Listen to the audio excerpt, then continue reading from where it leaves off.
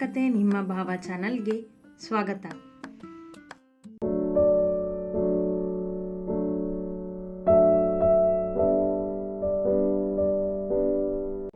ಮೊದಲೊಮ್ಮೆ minister ಭಾರ್ಗವನ ಮನೆಗೆ ಬಂದು ಹೋದಾಗ ವಿಶ್ವಾಸ್ರವರ ಬಳಿ ಅವನ ಪೂರ್ವದ ಬಗ್ಗೆ ಕೇಳಿದ್ದರು. ಆಗ ವಿಶ್ವಾಸ್ ಹೆಚ್ಚೇನೂ ಹೇಳದೆ ತಪ್ಪಿಸಿಕೊಂಡಿದ್ದರು. ಆದರೆ ಯಾವಾಗ ಭಾರ್ಗವ್ ಅವರ ಮನೆಗೆ ಹೋಗಿ ಎಚ್ಚರಿಕೆ ಕೊಟ್ಟು ತನ್ನ ಶಕ್ತಿಯ ಬಗ್ಗೆ ಸಣ್ಣ ಝಲಕ್ ತೋರಿಸಿದನೋ ಆಗ ಮಿನಿಸ್ಟರ್ ವಿಶ್ವಾಸ್ರವರ ಬಳಿ ಹಠ ಹಿಡಿದು ಕುಳಿತು ಎಲ್ಲವನ್ನೂ ಕೇಳಿ ತಿಳಿದುಕೊಂಡಿದ್ದರು. ಭಾರ್ಗವ್ ಅಸಾಮಾನ್ಯ ಎಂದು ತಿಳಿದಾಗ ಸ್ವಾರ್ಥದ ಯೋಚನೆಯೊಂದನ್ನು ಮಾಡಿ ಅನಂತ ನಿಲಯಕ್ಕೆ ಧಾವಿಸಿದ್ದರು. ಮಿನಿಸ್ಟರ್ ಒಳಬಂದು ಕುಳಿತಾಗ ಶರಾವತಿ ಗೌರವದಿಂದಲೇ ಮಾತನಾಡಿಸಿದ್ದರು. ಶತ್ರುಗಳೇ ಮನೆಗೆ ಬಂದರೂ ಅವರನ್ನು ಸತ್ಕರಿಸುವ ಗುಣ ಅವರದ್ದು. ಚಿನ್ನ ಟೀ ತಂದು ಕೊಟ್ಟಿದ್ದ. ಖುಷಿಯಿಂದಲೇ ಎಲ್ಲರನ್ನೂ ಮಾತನಾಡಿಸುತ್ತಾ ಟೀ ಕುಡಿದಿದ್ದರು ಮಿನಿಸ್ಟರ್. ಅವರ ಸಿಹಿಯಾದ ಮಾತು ಏಕೆಂದು ಭಾರ್ಗವ್ ಅಷ್ಟೇ ಅಲ್ಲ, ಆಯುಷ್ ಮತ್ತು ಶರಾವತಿ ಕೂಡ ಮನದಲ್ಲೇ ಯೋಚಿಸಿದ್ದರು. ನಾನು ಹೀಗೆ ಬಂದಿದ್ದು ಯಾಕೆ ಅಂತ ನಿಮ್ಮೆಲ್ರಿಗೂ ಆಶ್ಚರ್ಯ ಆಗಿರಬಹುದು ಅಲ್ವಾ? ಯಾಕೆ ಅಂತ ಕೇಳೋದಕ್ಕೂ ಆಗದೆ ಟೆನ್ಷನ್ ಮಾಡ್ಕೊಂಡಿರಬೇಕು ನೀವೆಲ್ಲ ಎಂದರು ಮಿನಿಸ್ಟರ್ ಭಾರ್ಗವ್ ಮತ್ತು ಶರಾವತಿಯವರನ್ನು ನೋಡುತ್ತಾ. ಪ್ರಶ್ನೆ ಇದೆ, ಆದರೆ ಟೆನ್ಷನ್ ಇಲ್ಲ ಎಂದ ಭಾರ್ಗವ್ ಅವರೆದುರೇ ಕುಳಿತಿದ್ದ. ನಿನಗೆ ಯಾವ ಟೆನ್ಷನ್ ಭಯ ಇರೋದಿಲ್ಲ ಬಿಡು, ಮೈಸೂರಿನ ಕಿಂಗ್ ಅಲ್ವಾ ನೀನು ಎಂದರು ಅವನನ್ನೇ ನೋಡುತ್ತಾ. ಯಾರೂ ಮಾತನಾಡಲಿಲ್ಲ. ಅಮೃತಾಪೂರ್ಣ ಇವರ ಮಾತಿನತ್ತ ಗಮನ ಕೊಟ್ಟು ನಿಂತಿದ್ದರು. ಕಂಠಿ ಭಾರ್ಗವ್ನ ಹಿಂದೆ, ವಿಶ್ವ ಶರಾವತಿಯವರ ಹಿಂದೆ ನಿಂತಿದ್ದರು. ಎಲ್ಲರ ಚಿತ್ತ ಮಿನಿಸ್ಟರ್ ಮಾತಿನತ್ತ. ಈಗ ನಾನು ಬಂದಿರೋ ವಿಷಯನ ತಿಳಿಸ್ಬಿಡ್ತೀನಿ ಮೊದಲು ಎಂದ ಮಿನಿಸ್ಟರ್ ತುಸು ಗಂಭೀರವಾಗಿ ಭಾರ್ಗವನನ್ನೇ ನೋಡುತ್ತಾ ಮಾತು ಶುರು ಮಾಡಿದರು. ನಾನು ನಿನ್ನ ಹಳೆಯ ದಿನಗಳ ಬಗ್ಗೆ ತಿಳ್ಕೊಂಡಿದ್ದೀನಿ ಭಾರ್ಗವ್. ವಿಶ್ವಾಸ್ ನನಗೆ ಎಲ್ಲನೂ ತಿಳಿಸಿ ಹೇಳಿದ್ದಾನೆ. ನಾನು ಆಗ ನನ್ನ ಹಳ್ಳಿಯಲ್ಲಿ ಇದ್ದಿದ್ದರಿಂದ ನನಗೆ ನಿನ್ನ ಬಗ್ಗೆ ತಿಳಿದಿರಲಿಲ್ಲ. ಆದರೆ ಈಗ ನಿನ್ನ ಪವರ್ ಏನು, ಮೊದಲೆಲ್ಲ ನೀನು ಜನರನ್ನು ಗಳಿಸಿದ್ದು, ದೊಡ್ಡ ದೊಡ್ಡ ವ್ಯಕ್ತಿಗಳು ಈಗಲೂ ನಿನ್ನ ಬೊಗಸೆಯಲ್ಲಿರೋದು, ನಿನ್ನ ಪ್ರಸಿದ್ಧತೆ ಎಲ್ಲನೂ ನನಗೆ ಗೊತ್ತಾಗಿದೆ. ಅದಕ್ಕೆ ನಾನು ಒಂದು ಆಫರ್ ಜೊತೆ ನಿಮ್ಮ ಮನೆಗೆ ಬಂದಿದ್ದೀನಿ ಎಂದ ಮಿನಿಸ್ಟರನ್ನು ತೀಕ್ಷ್ಣವಾಗಿ ನೋಡುತ್ತಾ ಕುಳಿತಿದ್ದ ಭಾರ್ಗವ್. ನೀನು ನಮ್ಮ ಪಕ್ಷಕ್ಕೆ ಅಂದರೆ ಪ್ರಜಾಪಕ್ಷಕ್ಕೆ ಬಂದರೆ ನೀನು ಮಿನಿಸ್ಟರ್ ಆಗೋ ಎಲ್ಲ ಚಾನ್ಸ್ನ ನಾನು ನಿನಗೆ ಕೊಡಿಸ್ತೀನಿ. ನಾನು ಕೊಡಿಸೋ ಅಧಿಕಾರದಿಂದ ನೀನು ಇನ್ನೂ ಹೆಚ್ಚು ಹಣ ಹೆಸರು ಗಳಿಸ್ಬೋದು. ಏನಂತೀಯ? ಭಾರ್ಗವನನ್ನೇ ನೋಡುತ್ತಾ ಕೇಳಿದರು. ನಕ್ಕು ಬಿಟ್ಟ ಭಾರ್ಗವ್ ಜೋರಾಗಿ. ಅವನ ನಗು ಆಯುಷ್ ಮತ್ತು ಶರಾವತಿಯವರಿಗೆ ಚೆನ್ನಾಗಿ ಅರ್ಥವಾಯಿತು. ಆದರೆ ಮಿನಿಸ್ಟರ್ಗೆ ಏನೊಂದು ಗೊತ್ತಾಗಲಿಲ್ಲ.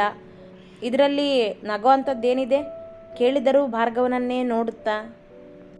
ರಾಜಕೀಯನೇ ಅವನ ಹಿಂದೆ ಬಿದ್ದಿರುವಾಗ ನೀವು ರಾಜಕೀಯಕ್ಕೆ ಬಾ, ಹೆಸರು ಹಣ ಕೊಡಿಸ್ತೀನಿ ಅಂತಿದ್ರಲ್ಲ ಸರ್, ಇದು ನಗೋ ವಿಷಯ ಅಲ್ಲದೆ ಇನ್ನೇನು ಎಂದ ಆಯುಷ್. ಅಂದರೆ ಅರ್ಥವಾಗಲಿಲ್ಲ ಮಿನಿಸ್ಟರ್ಗೆ. ಅರ್ಥ ಆಗಲಿ ಆಗದೇ ಇರಲಿ, ನನ್ನ ಮಗ ರಾಜಕೀಯಕ್ಕೆ ಬರೋದಿಲ್ಲ ಸರ್, ಇದೇ ಕೊನೆ ನಿರ್ಧಾರ ಎಂದರು ಶರಾವತಿ ಗಟ್ಟಿ ಧ್ವನಿಯಲ್ಲಿ. ನೀವು ನಿಮ್ಮ ಮಗನಿಗೆ ಮಾತಾಡೋದಕ್ಕಾದರೂ ಬಿಡಿ ಶರಾವತಿ, ಅವನೇನೋ ಅಂತ ಅವನಿಗೆ ಗೊತ್ತಿಲ್ಲ ಅನಿಸುತ್ತೆ. ನೀವು ಹೀಗೆ ಎಲ್ಲದಕ್ಕೂ ಅವನನ್ನು ಕಟ್ ಹಾಕಬೇಡಿ ಎಂದ ಮಿನಿಸ್ಟರ್ ಶರಾವತಿ ಮಕ್ಕಳನ್ನು ನಿಯಂತ್ರಿಸುವರೇನೋ ಎಂದು ಕಲ್ಪನೆ ಮಾಡಿಕೊಂಡರು. ತುಂಬ ಅವಸರ ಮಿನಿಸ್ಟರ್ ಸರ್ ನಿಮಗೆ, ತಾಳ್ಮೆಯಿಂದ ಯೋಚನೆ ಮಾಡಿ ಮಾತಾಡಿ. ನಾನೇನು ಅಂತ ನಿಮಗೆ ಗೊತ್ತಿಲ್ಲ ಇನ್ನು ಎಂದ ಭಾರ್ಗವ್ ಅವರನ್ನೇ ನೋಡುತ್ತಾ. ಯೋಚನೆ ಮಾಡು ಭಾರ್ಗವ್, ನೀನೇ ಚಿಕ್ಕ ವಯಸ್ಸಲ್ಲಿ ಮಿನಿಸ್ಟರ್ ಆಗಬಹುದು ನೀನು ಎಂದು ಆಸೆ ಹುಟ್ಟಿಸಲು ನೋಡಿದರು. ಅವ ರಾಜಕೀಯಕ್ಕೆ, ಅದರಲ್ಲೂ ತಮ್ಮ ಪಕ್ಷಕ್ಕೆ ಬಂದರೆ ಮೈಸೂರೇ ಅವರ ಬೊಕ್ಕಸೆಯಲ್ಲಿ ಇದ್ದಂತಲ್ಲವೇ? ಅದೇ ಯೋಚನೆಯಿಂದ ಬಂದಿದ್ದರವರು. ತುಂಬ ಚೆನ್ನಾಗಿ ಬೆಣ್ಣೆ ಹಚ್ತೀರ ಅಣಕಿಸಿದ.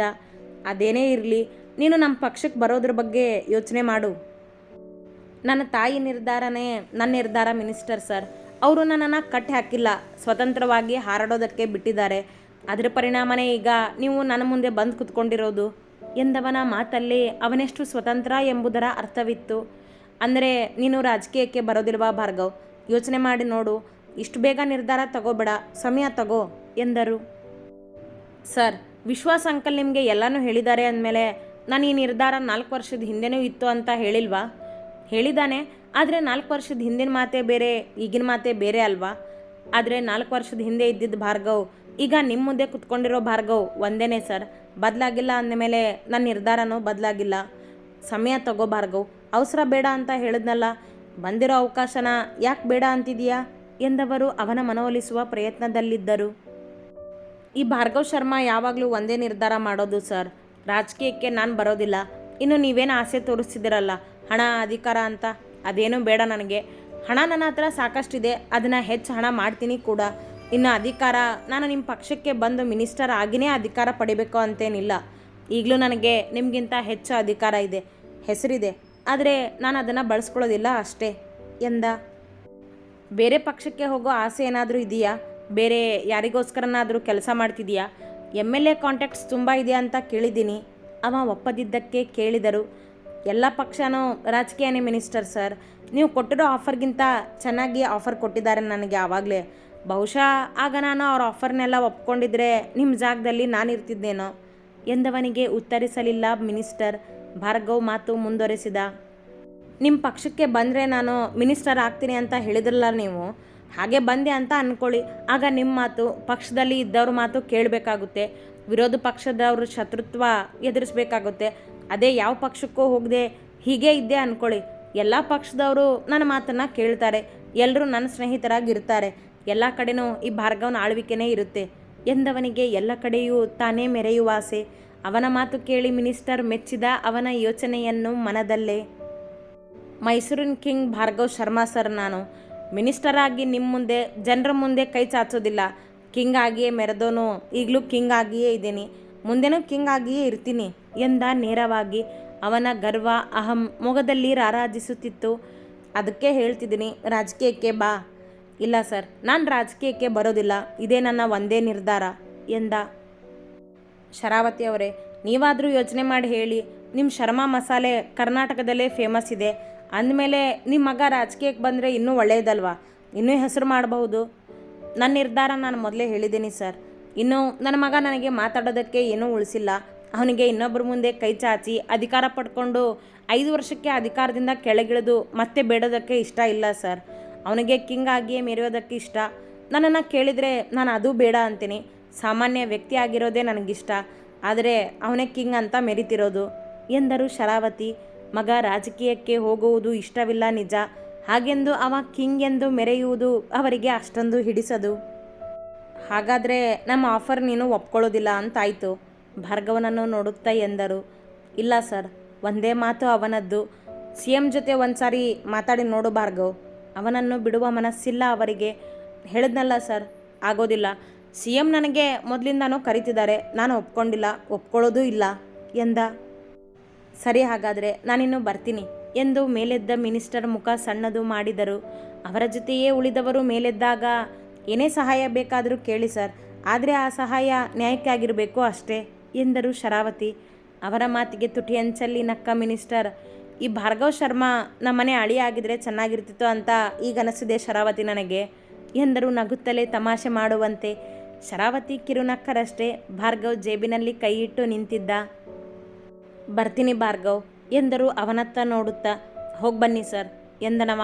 ಅವರೆಲ್ಲ ಹೋದ ನಂತರ ಭಾರ್ಗವನ ಮುಂದೆ ಬಂದು ನಿಂತ ಶರಾವತಿಯವರು, ನಾನು ಏನು ಆಗಬಾರ್ದು ಅಂತ ಅನ್ಕೋತಿದ್ದೇನೋ ಅದೇ ಆಗ್ತಿದೆ ಭಾರ್ಗವ್ ಎಂದರು. ಅವರ ಮನದಲ್ಲಿನ ಆತಂಕ ಅವನಿಗೆ ಚೆನ್ನಾಗಿ ಗೊತ್ತು. ತನ್ನ ಹಳೆಯ ದಿನಗಳ ಬಗ್ಗೆ ಪೂರ್ಣಳಿಗೆ ಗೊತ್ತಾದರೆ ಹೇಗೆ ವರ್ತಿಸುವಳೋ ಎಂಬುದೇ ಅವರ ಆತಂಕ. ಅವಳು ಸ್ವಾಭಿಮಾನಿ ಅಲ್ಲವೇ? ಅಲ್ಲದೆ ಮೃದು ಮನಸ್ಸು ಅವಳದ್ದು. ಅಂದ ಮೇಲೆ ಭಾರ್ಗವನ ಆರ್ಭಟ ಸಹಿಸುವಳೋ ಇಲ್ಲವೋ ಎಂಬ ಆತಂಕ ಅವರಿಗೆ. ಜೊತೆಗೆ ಬೂದಿ ಮುಚ್ಚಿದ ಕೆಂಡದಂತಿರುವ ಸತ್ಯ. ಅಮ್ಮ, ಟೆನ್ಷನ್ ತಗೋಬೇಡಿ, ನಾನು ಏನೂ ತಪ್ಪು ಮಾಡಿಲ್ಲ ಅಂದಮೇಲೆ ಹೆದರೋದಿಲ್ಲ. ನಡೀರಿ ಈಗ ಆಫೀಸ್ಗೆ ಹೋಗೋಣ ಎಂದ. ಸರಿ ಎಂದವರು ಪೂರ್ಣಳ ಕಡೆ ನೋಡುತ್ತಾ, ಪೂರ್ಣ, ನಾವು ಹೋಗಿ ಬರ್ತೀವಿ ಎಂದರು. ಸರಿ ಅತ್ತೆ ಎಂದಳವಳು ನಿಂತಲ್ಲಿಯೇ. ಅಮೃತ ಮುಂದೆ ಬಂದು ಅವರ ಜೊತೆ ಹೊರ ನಡೆದಳು. ಭಾರ್ಗವ್ ಪೂರ್ಣಳ ಮುಂದೆ ಬಂದ. ಅವಳ ಮನದಲ್ಲೂ ನಡೆದ ಘಟನೆಯಿಂದ ನೂರಾರು ಪ್ರಶ್ನೆಗಳು ಮೂಡಿದ್ದವು. ಹೋಗ್ಬರ್ತೀನಿ ಕಣೆ, ಶುಗರ್ಲೆಸ್ ಎಂದ ಅವಳಿಗೆ ಕಣ್ಣು ಹೊಡೆದು. ಭಾರ್ಗವ್ ಎಂದು ತಡೆದಳು ಮುಂದೆ ಹೆಜ್ಜೆ ಇಟ್ಟವನನ್ನು. ಅವಳ ಧ್ವನಿಗೆ ಮತ್ತೆ ಹೆಜ್ಜೆ ಹಿಂದೆ ಇಟ್ಟವ ಅವಳ ಮುಂದಿನ ಮಾತುಗಳನ್ನು ಊಹಿಸಿಯೇ ಇದ್ದ. ನಾನೇನೋ ಕೇಳಬೇಕಿತ್ತು ಎಂದಳು ಮೆತ್ತಗೆ. ಈಗ ಬೇಡ, ಮಧ್ಯಾಹ್ನ ಮಾತಾಡೋಣ ಎಂದವ ಅವಳ ಕೆನ್ನೆಯನ್ನು ಪ್ರೀತಿಯಿಂದ ತಟ್ಟಿ ಹೊರ ನಡೆದ. ಈ ಭಾರ್ಗವ್ ಶರ್ಮಾ ನಾನು ಅಂದ್ಕೊಂಡಿರೋದಕ್ಕಿಂತ ಹೆಚ್ಚಿದ್ದಾನೆ. ಇವನ ಬಗ್ಗೆ ಕೇಳಿ ತಿಳ್ಕೊಂಡು ರಾಜಕೀಯಕ್ಕೆ ಆಹ್ವಾನ ಮಾಡೋದಕ್ಕೆ ಬಂದಿದ್ದಾರೆ ಆ ಮಿನಿಸ್ಟರ್ ಅಂದರೆ. 4 ವರ್ಷದ ಹಿಂದೆ ಇವನು ಅಷ್ಟು ಹೆಸರು ಮಾಡಿದ್ದ. ನಾನು ಯಾವತ್ತೂ ಕೇಳೇ ಇರಲಿಲ್ವಲ್ಲ ಇವನ ಹೆಸರನ್ನು ಎಂದುಕೊಳ್ಳುತ್ತಾ ನಿಂತಲ್ಲೇ ಯೋಚಿಸಿದಳು ಪೂರ್ಣ. 4 ವರ್ಷದ ಹಿಂದೆ ಆಗ ನಮ್ಮ ಮನೆಯಲ್ಲಿ ಟಿವಿನೂ ಇರಲಿಲ್ಲ. ಊರಲ್ಲಿ ಏನು ನಡೀತಿದೆ ಅಂತ ತಿಳ್ಕೊಳ್ಳೋ ಬುದ್ಧಿ ನನಗೂ ಇರಲಿಲ್ಲ. ಈ ಅಹಂಕಾರಿನ ನಾನು ಮೊದಲು ನೋಡಿದ್ದೆ ಆ ಇನ್ಸ್ಪೆಕ್ಟರ್ಗೆ ಹೊಡೆಯುವಾಗ. ಇವನು ಸಿಡಿಯೋ ಮದ್ದು ಅಂತ ಗೊತ್ತು, ಆದರೆ ಇವನ ಹಿಂದೆ ಏನೋ ದೊಡ್ಡ ಕಥೆನೇ ಇರೋ ಹಾಗಿದೆ. ಮಧ್ಯಾಹ್ನ ಮಾತಾಡೋಣ ಅಂತ ಹೇಳಿದನಲ್ಲ, ಕೇಳ್ತೀನಿ ಎಂದವಳನ್ನು ಅಜ್ಜಿ ಕೂಗಿದಾಗ ಅವರ ಕೋಣೆಗೆ ನಡೆದಳು. ಅವರು ಲಡ್ಡು ಮಾಡಲು ಜ್ಞಾಪಿಸಿದಾಗ ಆ ಕೆಲಸಕ್ಕಿಳಿದಳು. ಅತಿ ಹೆಚ್ಚಿನ ಕಥೆಗಳಿಗಾಗಿ ಹಿಂಬಾಲಿಸಿ ಪ್ರತಿಲಿಪಿ ಆ್ಯಪ್ನಲ್ಲಿ ಪ್ರತಿಮಾ SH ಅವರನ್ನು.